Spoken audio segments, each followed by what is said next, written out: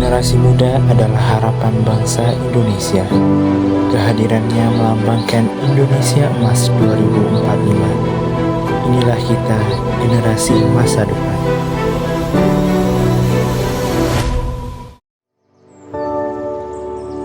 Indonesia adalah negara yang penuh dengan kekayaan. Begitu banyak sumber dayanya, baik itu alam maupun manusia. Susilo Bambang Yudhoyono pernah mengatakan bahwa akulturasi budaya yang harmonis adalah modal sosial yang harus dijaga dan dikelola dengan baik.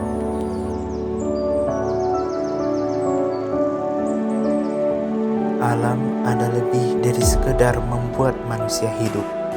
Alam juga tanda-tanda jalan pulang menuju kedamaian.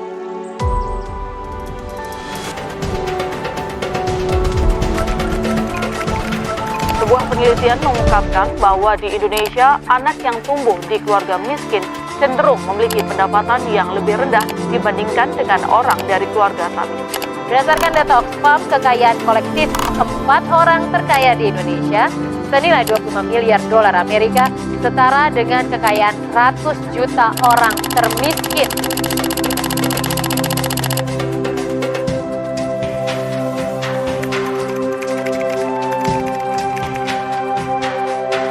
Pelaksanaan pembangunan nasional di Indonesia bertujuan untuk meningkatkan pemerataan kinerja perekonomian agar mampu menciptakan lapangan pekerjaan dan menata kehidupan yang layak bagi seluruh masyarakat dalam mewujudkan kesejahteraan secara menyeluruh di Indonesia dengan mengimplementasikan Pancasila sebagai dasar dalam menurunkan tingkat kemiskinan masyarakat. Pancasila itu jiwa dan raga kita.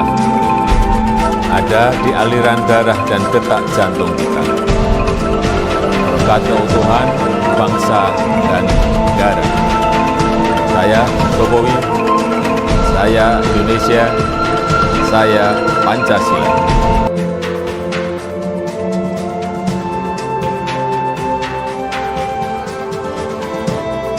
Upaya-upaya pemerintah menekan angka kemiskinan dan kesenjangan ekonomi. Pemerintah mendorong percepatan pengentasan kemiskinan ekstrim.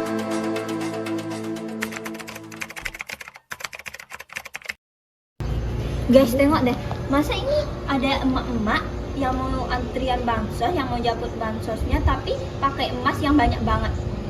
Hah? Kok bisa? Emangnya pemerintah nggak tahu? Iya, soalnya kan kalau mau jemput dana bantuan itu kan harus ada kriterianya kan. Kayak misalkan mereka tuh dari keluarga kurang mampu, terus tanggungannya tuh banyak, terus tempat tinggalnya tuh juga nggak layak. Iya, sama kayak tetanggaku yang dapat bansos juga, emang sesuai kriteria itu. Iya sih, emang agak lain nih, masa pakai emas yang banyak, bahkan dibilang bahwa dia tuh juragan dari beras tapi masih menerima bansos. Nggak malu ya?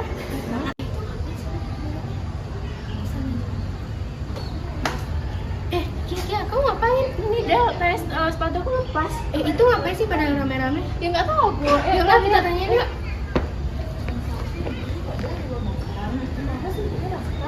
Ngapain sih rame-rame pada bahas apaan? Kayaknya seru banget. Ini loh, masa ada ibu-ibu yang antrian mau ambil bansos tapi pakai emas yang banyak banget. Aneh banget kan? Loh, kok bisa? Oh, mungkin ibu-ibu ini itu termasuk orang yang berkriteria untuk menerima bansos. Mungkin sekarang ekonomi Indonesia itu udah membaik. Artinya kan pemerintah harus mengevaluasi lagi siapa aja yang berhak menerima bansos. Oh iya, seharusnya pemerintah lebih mengevaluasi ya, sehingga yang lain itu bisa layak mendapatkan akses kesehatan, pendidikan. Iya, contohnya aja kan dari soal kesehatan nih. Kalau masih banyak yang belum mendapatkan akses tersebut, pasti orang kesulitan untuk pergi berobat. Contohnya aja mereka belum punya BPJS nih. Mereka nggak akan bisa mengakses kesehatannya ke tempat fasilitas kesehatan terdekat seperti puskesmas. A few moments later.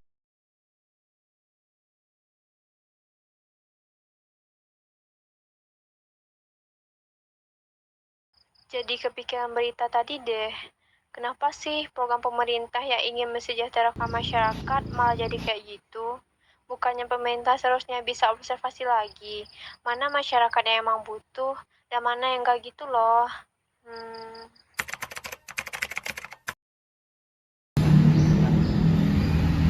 Iya.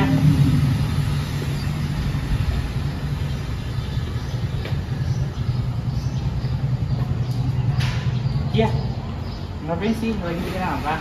Ya ini aku lagi ninggalin kemiskinan. Ternyata kemiskinan itu juga berdampak ya terhadap pendidikan.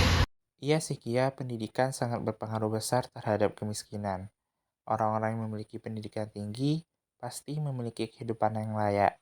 Sedangkan kalau kita lihat, orang-orang yang memiliki pendidikan rendah atau tidak bersekolah pasti memiliki kehidupan yang tidak layak dan terjebak dalam kemiskinan tersebut sampai generasi selanjutnya.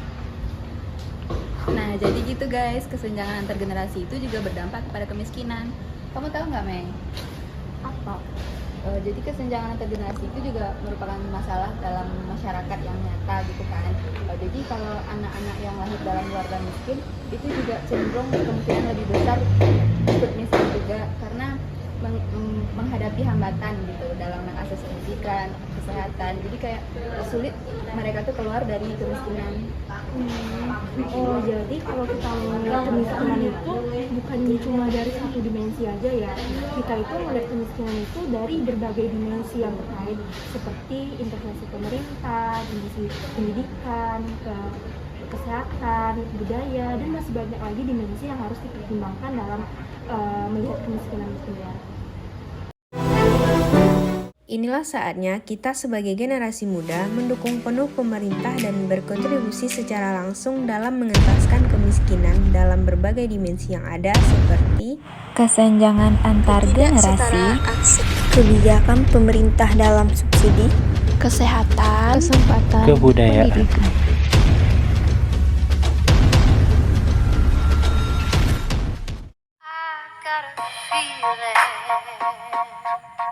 Deep inside, you've been lying about where you've been at night.